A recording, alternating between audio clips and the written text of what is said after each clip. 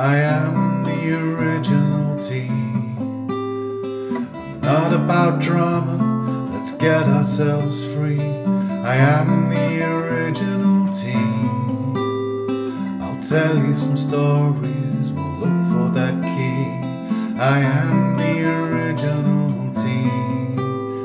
Let's talk about life, it's as fast as the sea. I am the original T. Let's all find a path, we'll live it and let it be.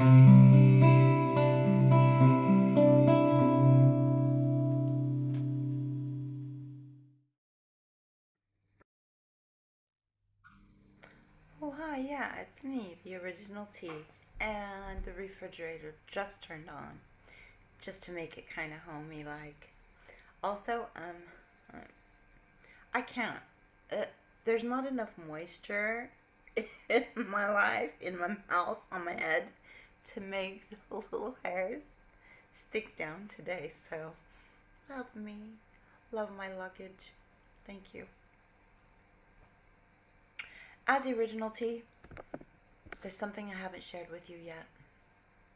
I mean, we did on Woo Woo or Too True a little bit, but I'm going to tell you a little bit more. Please don't hate me. This is something I keep secret, kind of, and maybe I shouldn't. I don't know. The world's crazy. The world is crazy, and it's not crazy. It's how it should be. I think everything is literally how it should be. Even some of the crappy stuff. Anyway. Oh, let me show you this really quick. This is my kitty tat. In case anyone ever wondered what that was. Kitty tat. And I've got a purple heart down here. That's for some bravery back in my earlier days. I'll tell you that later. Today I want to talk about the woo-woo side of me, which for me is too true.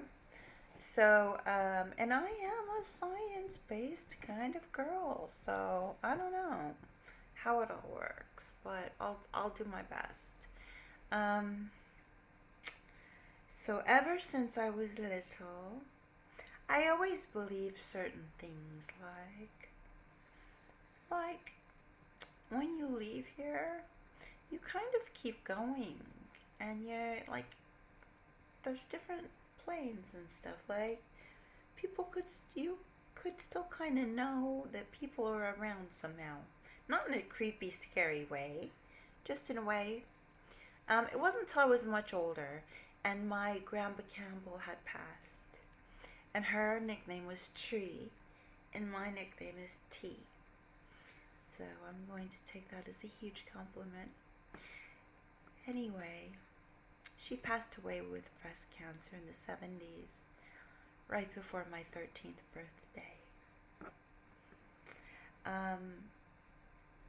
And she was one of the first ones, I think, to visit in some kind of a way. My mom and my sister and I were sitting up at the table one night. We grew up in California, in Southern California. Yes, yes, Malibu. By Malibu, Beverly Hills, Disneyland, all that fun stuff, Hollywood. Um, but anyway, we didn't know how cool it was until we left, so we were used to it. But we were sitting there, and my mom had my grandmother's jewelry box out, and she said, Grandma would like you each to pick a piece of jewelry. That's what she wanted in her will. Would you like to pick a piece out? And I was like, oh my gosh, wow. Because I was just 13, wasn't I? So I was like, oh, that's pretty. While my sister, who's just a little bit older than me, she burst into tears and said, I don't want anything. I just want Grandma back. And she went up crying to her room. I can't tell you how bad I felt about that. I thought, gosh, T, you're kind of greedy. Felt a bit shamey about that. But anyway, Tina dried her tears. She came back down, and instead of looking at the jewelry and stuff, instead what we did was we talked about all the fun times we had with Grandma and how special she made you feel. So let me tell you how special. I had my tonsils out when I was like about 8 or 9. And you know how sometimes if you go to the hospital as a kid and your parents are like, you can have a prize, pick a prize, something you'd like to have since you're suffering. I feel sorry for you. Do you want a new stuffed animal or a new toy? Yeah, I was a bit lucky that way. I said, I know what I want. I know what I want. Can I go to Grandma's house? Grandma's house. Grandma's hugs. Grandma's Italian food. Grandma used to hug us so tight we couldn't breathe, literally couldn't breathe. I can't breathe, Grandma. That just meant that you were really loved.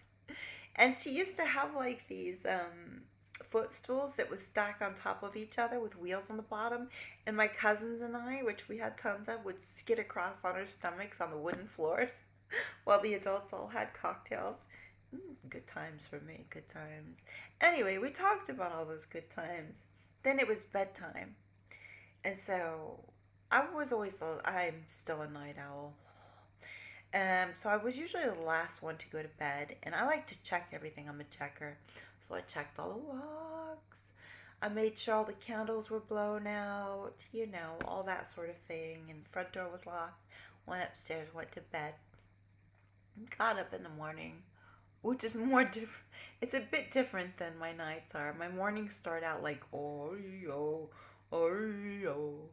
I have like my blanket, drag that down across my shoulders and tromp down the stairs. Had to have my Cheerios before I could get ready for school. Because I got up early because I like time to get ready, get ready and stuff. So I'm sitting there having my cereal. And my mom comes down. She's sitting across from me and we're talking. And I look past her and I see there's something flickering over there on the shelf. And I said, wait a second, I'll be right back. And I ran over there to look to see what it was. It was a candle. It was a candle that we had burning that night, but we blew it out. And it was burning. But the wax hadn't been burning all night. I checked with my dad. He's like, why would I light a candle? No, I didn't light a candle. Nobody else lit a candle. Everybody else has been sleeping. That was my very first time that I thought, okay, Grandma was here. Thank you. Thank you for that. We needed that. And my older sister needed that, really. Needed that hug from you even more. And for me, I just needed to know. And now I know. As time went on and time went by, these things happened more and more. Little things like I lived in Alaska for a little while. And I lived in this little bush village, like 1,500 people. You couldn't get in or out without a boat or a plane. I lived there with my son for like 10 years. I have been all over the place, this California girl. Let me tell you. Can you imagine me camping? But I thought it was fun. I could cut wood too. Just don't know my mad skills. So anyway, we moved there, but on the way to Alaska, a couple things happened. We were driving up there with my second husband and my son, who was 3, and we were going through Whitehorse, the Yukon, and then Whitehorse, I think it is, because we actually drove my Buick with a trailer up the Alcan Highway in April or pre-April, something like that. Literally, the oil spill happened while we were, the Exxon Valdez oil spill happened while we were en route to Alaska. Oh, what a joke. Surprise. I'll tell you more about that later. Anyway, we started going through this part and I kept saying, this is different around here, because I wasn't that much of a history girl, and I'm really sorry because I'm getting better now. But as a younger girl, I wasn't. But I could tell you which lip gloss was good. Anyway, I kept saying, I keep seeing these little houses. They're like little houses, and they're like for each person, but people put gifts in them. What are those? Like, I keep seeing them.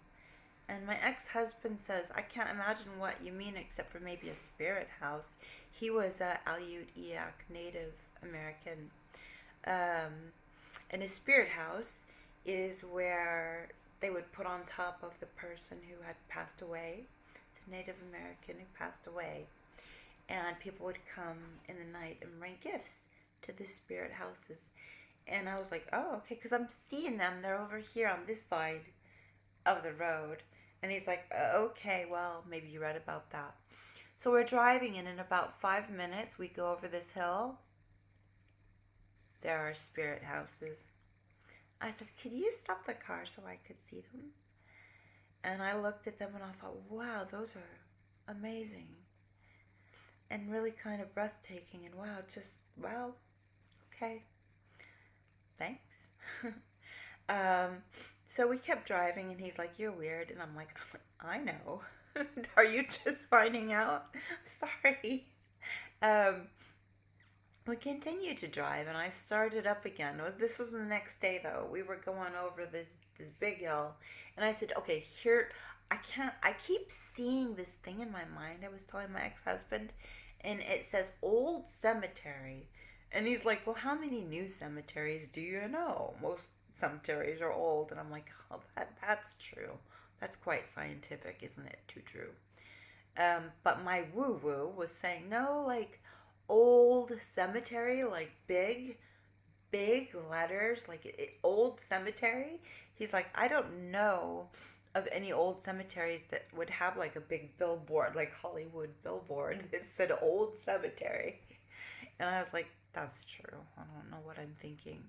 So we drove to the top of the hill, and all of a sudden we're just coming down the hill, and the car stops, and the ex-husband jumps out of the car and says, I am not getting back in here with you. I'm not getting back in here with you. And he was scared. And I was like, what? And I got out, and I looked on his side, and I looked down the hill, and in big, huge boulders, it said Old Cemetery. It just did. I don't know why my meter just kept popping off right over there, but it did. Old Cemetery. And I said, well, thank you then. You're a beautiful old cemetery, and thanks for telling me where you were. I've always had a cemetery meter, we'll say. I'll have to tell you some other stories about that another time. So we go.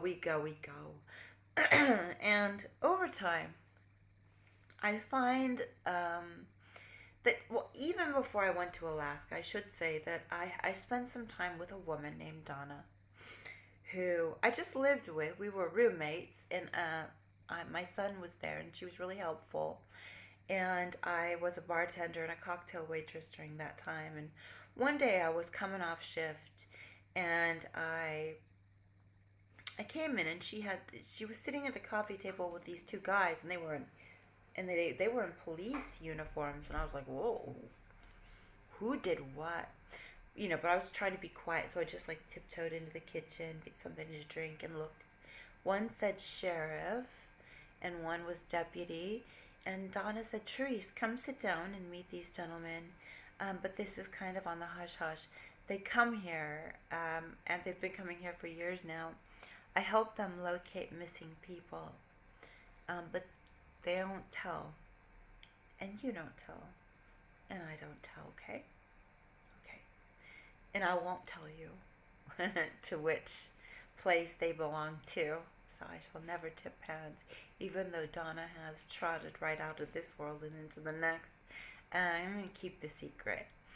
But yeah, she helped them find people, and there was a woman who was lost, and she was helping them find her, to which they did, although she had passed. They found her, and they found out what happened to her, and that was taken care of by the police. Okay. And I told Donna a little bit about my experiences and feelings, and she said, I've got the thing for you. I've got the thing for you, because I can see you're perceptive.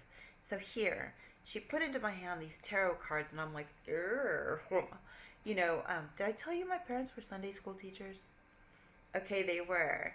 But my mother ended up being metaphysical, and my father is probably still maybe Southern Baptist. What an interesting pairing. But I looked at these cards, and I thought they are neat because, they have colors, and they tell a story. And I thought to myself, okay, if I wanted to do readings, because Donna did readings, and I thought this is a nice way to help people, just to think about themselves. If they look at the cards kind of pull up ideas for them, so they can kind of reflect on them and maybe find their answers when they're stirred up, or they're having a hard time and they don't know where to go. So she said, "You can do these, Therese. Why don't you let me allow? Uh, would you allow me to make some appointments for you?" And I said, "Yes. What are the rules?" And she goes, "Well, there are some rules." And she gave me a list, and she said, "If somebody's in trouble and you think that they need help that you can't help them with, there's a list of therapists here, counselors. Um, and if you think that they have addiction problems, there are some phone numbers here. You need to take this with great respect and care. And if you thought someone was really in trouble, there were other lines to call and to give them and to look after them." And so that's what I did. And with each person who came to see me, that's Lola right now. She's just telling me. She could agree. Yeah, she might agree. Anyway, so I would be walking through and just showing people the cards and saying, it looks like this is where you're coming from. This may be where you're going. And I did well on those, because that was just kind of a second nature to me. But as time went by, I also found that I was just getting this information. I was getting information, and I wanted to write it down. I wanted to tell these people, but I wasn't sure how, because cards to me were a really safe way. Let me pause you for just a second. I'm just going to pause and I'll be right back. Okay, we're back now. I think she said everything she wanted to say. Obviously, she needed to be heard, just like these people do. So anyway, it's just kind of something that stayed with me over the years. And when I moved to Alaska, and I was spending time with one of my friends who lived nearby, and she asked me, could I do a reading for her? And I did do a reading, but this time I asked if I could hold something of hers, and it was her father's watch. Um, and I got this information from holding it, and so I started writing some notes. And while I was writing the notes, it was just really calming, and it felt like it was a meditation or a hum. You know how sometimes you're just staring off into space and you feel that hum or that calm, just away with it. You're just feeling it. I'm writing some stuff down. And I'm telling myself, do not look at the stuff. Don't erase the stuff. Don't change the stuff. Just put the stuff. You don't get to judge the stuff, not your stuff. So I'm writing. Fine. I put everything down. I tell her I'm ready. And we talk. We talk about things that she knew about. We talk about when her mom and dad went when they were youngins, and they were just married, and they got their first Shelby Corvette, which I didn't know it was a car. I should, because my dad's into cars. But the name, I thought it was named Shelby because it's so southern, right? And my dad's from Alabama, and my mom was from California. So again, that's interesting, isn't it? Um, so I thought, oh, Shelby, that's a nice name. I like Shelby. Anyway, maybe they know somebody named Shelby. Um, I don't know. And then I said red letter day. I had some names. I had some dates. It was all around this time. And there were some other words, just words of solace and words that I hear you and I see you.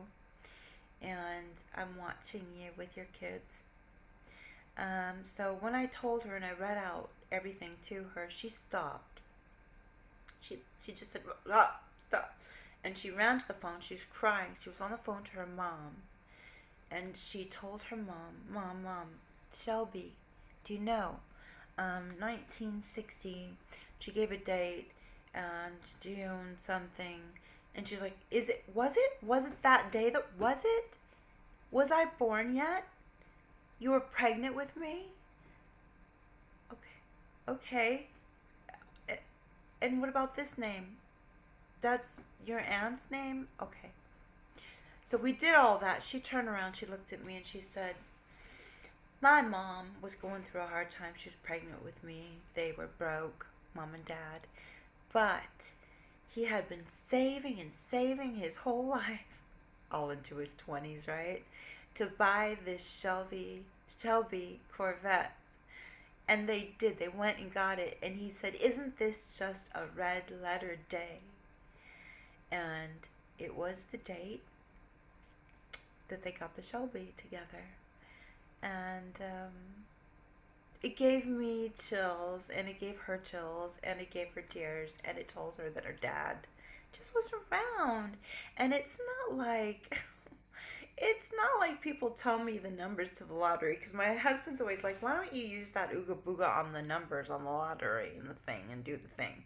And I'm like, it doesn't work like that. And he's like, are you psychic? Are you a medium?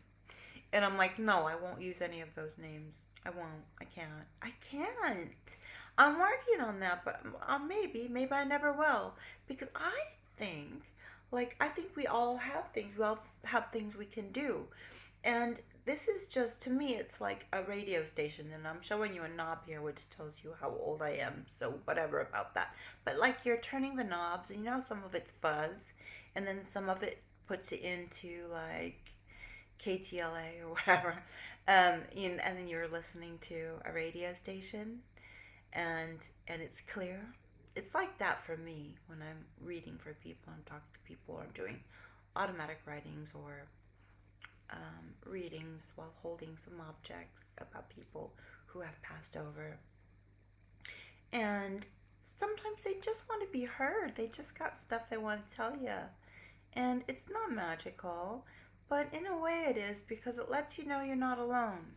And it's things that have nothing to do with me. It's really none of my business. And over time, I've really learned to pay attention to that and to stop questioning every little thing. Because so oftentimes I'm doing readings and there'll be somebody and they'll be pushy too. And they'll be like, tell so-and-so, so-and-so. So tell them. Will you tell them? Will you make sure that you tell? I'm like, I promise I'm going to tell them. I'll tell them, even if they're like, oh, weird. Or they're like in tears because they've heard from somebody. But that happened. And that was before I went to Alaska. And then when I went to Alaska, I told you about the drive up there. And then one time, it's always times too when I'm like, I've told somebody. This happened a couple times. One time when I lived in Arizona, like I moved from Arizona to Alaska. We like a journey. We're a pioneer, girl. In England now. So I had this dream, and I woke up in the morning, and I'm the one that's like having coffee, telling everyone about my dreams. I'm like, I had a weird dream, Mom. And she had a dress shop at the time, and I said, I had this dream, and this man came into the dress shop. Anyway, I was like looking at this card rack, and on the top it said the Rotary Club. And in America, the Rotary Club is just like the Lions Club, or a club of folk that get together and do things for the community. I have no idea why I dreamt that, though. I said, this man was just showing me this card rack, and it said the Rotary Club on the top, so I just thought I'd tell you.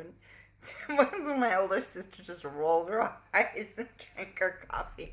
And my mom's like, oh, that's very, very interesting. And so I'm just checking, because I'm making sure my hubby doesn't need to get in.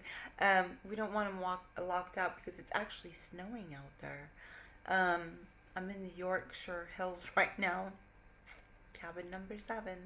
Anyway, so I went to work that day. I was out in the front helping people, and my mom was in the back having a cup of tea. And this man walked in, and he said, hi, I'm from around here. I see your new business. I'm Bob. I'm with the Rotary Club. I'm down the road. I own the card rack. Well, the card rack was a Hallmark card and gift shop. He owned it, and he was with the Rotary Club, and he left his card. I could hear my mom and her little china cup go clink, and her little heels as she ran outside to look. Like, who is it? Is it like, wow? But it was just some dude. It was just some guy. That was it. It wasn't anything to tell me about the future or to cure the ills or, anything like that. It was just like a hug from the inside, a hug from somewhere to say, I'm around. Like, we're just all together. And here's something that's too true and not woo-woo, is that which is created cannot be destroyed. So we've been around and around and around, whatever we are. Whatever, if we're a tree, if we're dust, if we're molecules, if we're a spirit, if we're whatever it is we are, if we're reborn, it's all good to me. As a matter of fact, I actually believe you should, and you must believe in what you believe in. I want you to, because that's your path. And there's a reason you believe the way you believe. So I ain't got no judgments on you. My only thing I ask is do no harm. That's it. That's it. The rest, tell me all about it. Because I'm open. And I want to hear it. And final story. Final story is me getting ready to go to Anchorage, which is a trip to go to Costco. Because it's a small town. You have to take a plane to go there once a year to get your groceries. It's that small. It's 1,500 people in the town, landlocked. So I go, but before I go, I call my mom and I'm like, yeah, Mom, I'm leaving Patrick with the babysitter, and I'm just going to fly up and get some groceries. I said, but you know what? I had the weirdest dream the other night. I had this dream that this volcano erupted and there was lava just going down the road. It was really scary. There was lava everywhere. A really bad explosion. But anyway, I'm going to Anchorage. And so off I went, and neither of us, because I'm bad about geography, geology, history. I'm much better about all those things now, but used to be not so much. It's happened in my older ages that I've been interested in these things. But I'm out there shopping in Anchorage, and I'm going from place to place, from mall to mall, from strip mall to strip mall, Target, Walmart, all the great places you gotta go. So by the time I get to Target, it's getting later. I looked at the sunset and I thought, my God, this is one of the most beautiful sunsets I have ever seen. Ever. It was orange and it was pink and it was sherbet, it was just magical. And I got in and my eyes were really burning, and I didn't know if it was dry eye because I have really sensitive eyes. And when I fly, and Anchorage is drier than Cordova because it's not as near to the coast. Anyway, I get there, and all of a sudden over the loudspeaker comes, customers, we're going to be shutting the store in exactly 30 minutes as one of the volcanoes has erupted and it's causing ash to be spewed out, and they're going to be landing planes and we would like you to go home now. So I was like, oh my God. And at the same time, my eyes kept really, really itching and burning. And so I went up to the pharmacy, and the guy looked at me, and he showed me a mirror, and I realized that the outside corners of my eyes had been cut. Nothing damaging too much, but it looked bad. It was from the volcanic ash, has some glass in it. And it got in my eyes, and he rinsed my eyes. And then I got ready to go. And this is one of the things about humanity that's not so good, and it's not always like this, and it has gotten better in some ways not. But in this particular time, it was not so good. Everybody bought up all masks, and there were a lot of them. Paint masks, bandana masks, a scarf that you could wrap around you, anything. People bought them all up. They were buying hundreds of them in their carts. And I didn't have anywhere to go. I couldn't call a cab. Who was going to come get me? A friend had dropped me off. And so I was scared. And I said, I'll pay you $20 for a mask, because I'm going to have to go sit outside and wait to see if anyone comes for me. Because I wasn't sure if my ride would make it back or what would happen. Not one person would help me. Not one. And when it was time to close, I actually asked people, ladies mostly, that had kids. I said, would you mind if I came home with you just for a few minutes till I could make some phone calls and get into my hotel? They said no. And I ended up sitting up against the building with my face under my shirt, sitting there watching, and it looked like it was snow, but it wasn't. It was volcanic ash floating to the ground. And off in the distance, I saw some lights coming. And all of a sudden, this cab comes out of nowhere. He opens the door and he says, get in quick. I get in and I close the door and I'm like, what are you doing out here? He's like, looking for people like you. You're not the only one. I just dropped somebody else off. And I'm like, oh, I'm at like the Hilton, and it's by the airport, and you have to get on the freeway to get. So I don't think you can go there. And he goes, yes, I can. I know my way. And I was like, yeah, but what if you scratch your car? And he goes, I have already. It's too late. He goes, I want to get people home. That's what I'm going to do. So I've turned off the air that's coming into the car, so you're safe that way, and I'm going to get you home. And so he took me, and we got up on the freeway, and he drove along the guardrail. Like, there were times that we could feel the guardrail hitting the side of his car, because it was like being snowblind. And he got me to the hotel, and I said, okay, please come into the lobby, which he did until it calmed down a bit. And all I had left was $20, and I said, give me your name and number and I'll send you more money. I mean, you saved me out there. And he goes, no, it's cool. It's cool. I just want you to get back, It's pretty scary out there, and it's really a shame that not one single person took you home.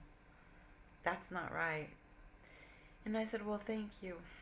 I guess you were out there, so thanks. So those are the angels that are here. There's angels that are there, and some angels that are here, and you know what? It's all in how you look at it. Anyway, I got to my hotel room, and you can imagine, you know the little red lights that used to be on the phones in the hotel rooms when you had voicemails? Like, 40 from my mother? Because, oh my God, because she was still living, like, in Arizona. I heard a volcano erupted and you told me about the volcano dream, and oh, Jesus Christ, are you okay? Oh my God, and so I told her I was fine. I told her the story. I cried because nobody would share their things, which made me very sad. I think was saddest about that. I called to check in on my son, who, the kids were out there building like ashmen instead of snowmen. And I'm like, okay, can you bring them inside so they don't breathe that? Okay, thanks. So anyway, I still do those kinds of readings, and I just do them for people that need them. Some people I don't charge for because they can't afford it, and that's alright. And some people can afford it and want to pay, and that's nice. That helps a lot. But either way, it's just is what it is. Mostly, though, it's about just saying, like, if I hear something and letting the person know. Because there's a connection there. And that's all that is. And I don't believe in magic. I don't think that people have special powers. And if they tell you they do have special magical powers, run, Forrest, run. Because that's not how it is. Supernatural has the word natural in it. It's just supernatural, right? Think about that. I'll leave you with supernatural. We're all just supernatural. And wherever we've been is where we're going. And whatever it is we're made out of is the same thing. So I don't care where you live, what language you speak, what your beliefs are. We are one. That's how I see it anyway. And that's it for today. That was really woo-woo, and oh my God, I just shared some of my stuff with you. But write me or send me another, like a small video if you want to. I like video replies. Those are cool. Or just send me an email. anything you want to do, or leave me a message, subscribe, and become part of this community that likes to connect. We've got, wow, it's a wide array of things that I'll be talking about the original tea, because I've been on this earth for a little bit. I have lots to share, and I want to hear from you too. You know, as a matter of fact, I'll be doing videos where I'll call you and we'll do split screens and stuff, and we'll share, because it's fun, right? And we're all kind of holed up again. COVID. I've been boosted though, so science, too true. Anyway, have a good rest of your day or your evening, wherever you may be, and I will talk to you real soon. Take care. Bye.